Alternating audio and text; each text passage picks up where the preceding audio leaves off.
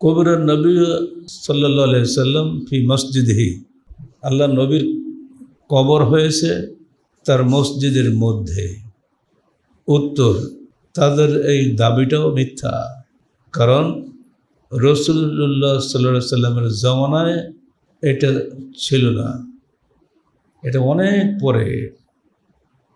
আল্লাহ রসুলের মৃত্যু হয়েছে 11 হিজরিতে, আর 88 হিজরিতে উমাইয়া খলিফা ওয়ালিদ ইবনে আব্দুল মালিকের সময় লোকজন বেড়ে যাওয়ার কারণে যখন হারামের এরিয়া বাড়ানো হয় তখন এটা হয়েছে।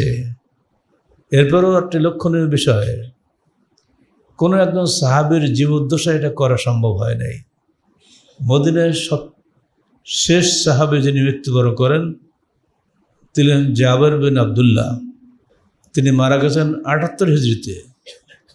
তার মৃত্যুর 10 বছর পরে রাষ্ট্রীয় নির্দেশে ওয়ালিদ ইবনে মালিকের আমলে হারাম শরীফের বৃদ্ধির স্বার্থে তখন আল্লাহ নবীর কবর আবু বকর ওমর সহ হারামের মধ্যে নিয়ে আসা হয়।